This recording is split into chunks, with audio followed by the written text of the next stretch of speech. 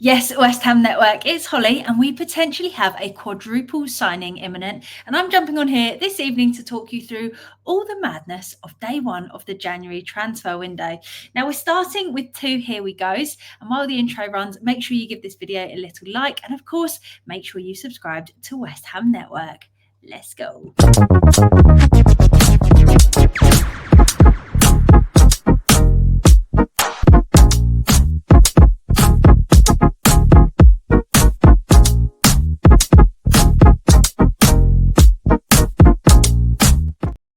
Yes, so West Ham Network, it has been a very busy first day of the January transfer window, which is what we all wanted to hear. So first of all, we're going to talk through Fabrizio Romano's two Here We Goes. And as you can see from this picture, we appear to be getting business done nice and early. So first of all, we have got the official Here We Go for Taty Castellanos for 29 million euros from Lazio. Leeds were reportedly bidding 27 million for him, so we needed to act quickly to beat them to his signature. This season, the 27-year-old striker has scored 2 goals and got 3 assists in 11 Serie A games. Now, he did pick up a hamstring injury back in October, which sidelined him for 6 games.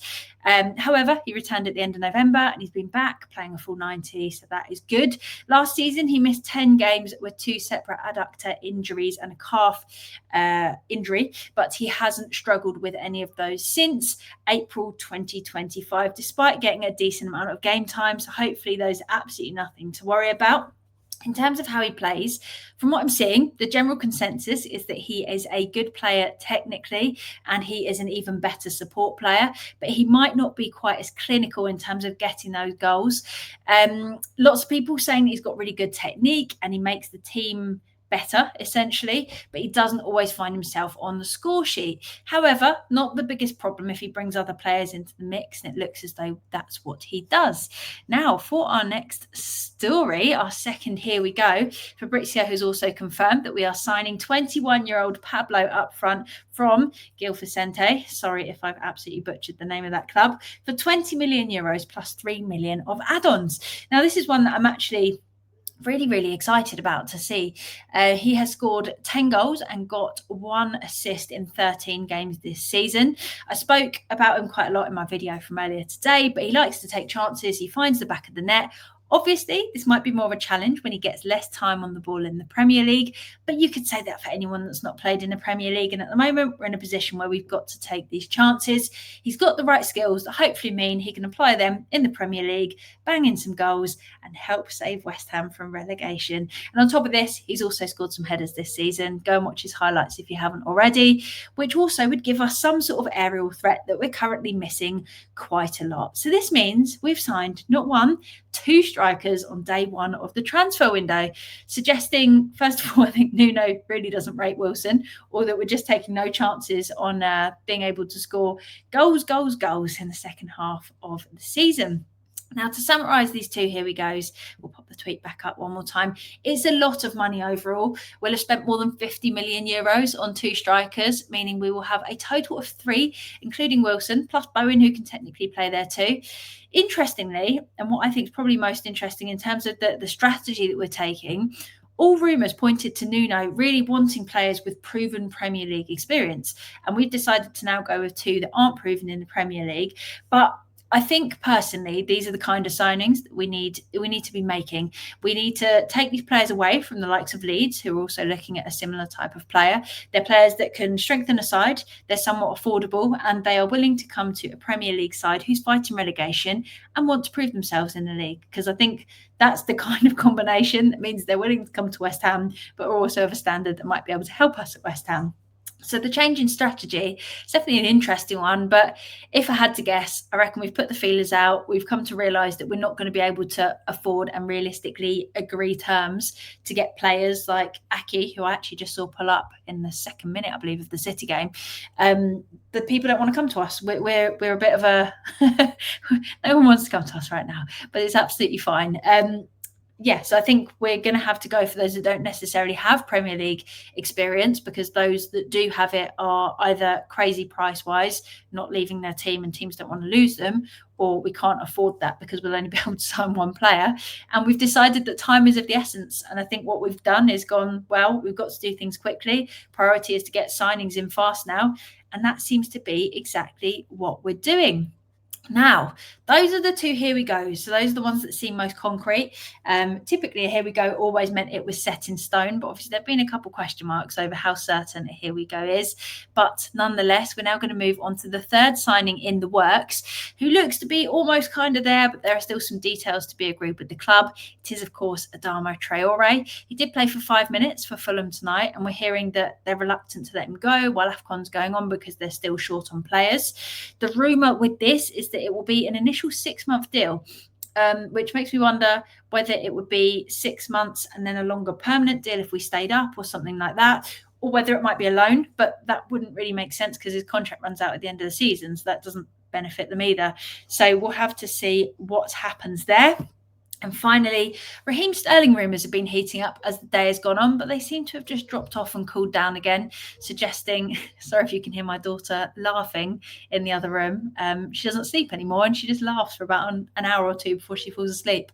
So if you can hear cackling in the background, it's just a 2-year-old that's mad. But Raheem Sterling rumours have been heating up as the day's gone on. And it's kind of gone, oh, Raheem, and then it's dropped off a cliff. So it appears to be either on a loan or permanent. Discussions are ongoing, but Jacob Steinberg has said that Sterling would be unlikely to be interested in joining West Ham, prioritising stability, and as a result, going on loan to a team that's fighting relegation doesn't seem overly tempting. So discussions are going to continue surrounding what a deal could look like and whether this would be a loan with an obligation or any other configuration of signing. Florian Plettenberg then reported that Sterling is leaning more towards a move to Fulham. So as you can see, we are all fighting for some of the same names. And I think the most important update is that the player in the club only seem to want a permanent deal in terms of Sterling.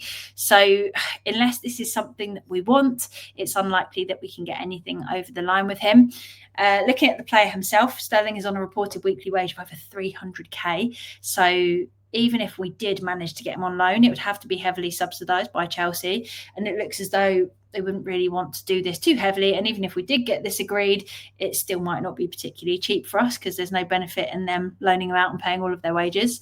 Looking at his form, he's not even played since last season. So in terms of getting someone who will hit the ground running and get us these goals immediately, he might not be the most straightforward signing that we can bring in when we're really relying on him to perform. And it could be a bit of a risk, basically, while we try to get his match fitness up with very little time to settle in and a lot of pressure on his head. And on top of this, he usually plays on the right wing. So very similar to Traore, which would also be an interesting one to see how we'd plan to fit everyone in there. There's a lot going on at West Ham today, isn't there? Now, in terms of departures, Luis Guilherme has been given the here we go on a permanent to go to Sporting Lisbon for 17 million euros plus 3 million add-ons. Personally, I think Guilherme is going to be a really big name in football in the future, in the coming years. When he's had scraps of game time, he's not looked out of place, which I think says a lot for a 19-year-old who hasn't actually been given game time to try and improve or settle into the league.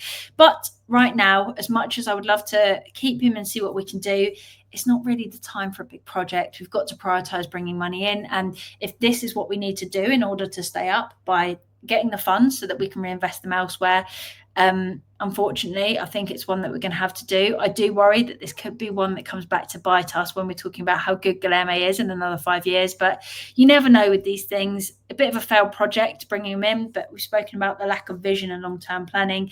Unfortunately, this is just another one of those where the priority isn't necessarily on projects for the future because we've got to think short term at the moment and stay in the Premier League. So it has been a mad day on day one of the transfer window. And those have been your updates for day one of the transfer window. So like I said, while we need strikers, it appears that a lot of us also think we need to be investing money into defence as well. Personally, Charlie Cresswell is the name I'd be most excited for us to sign. If we can get these deals here, the three that are Taty Castellanos, Mr. Pablo, and Adama Traore over the line.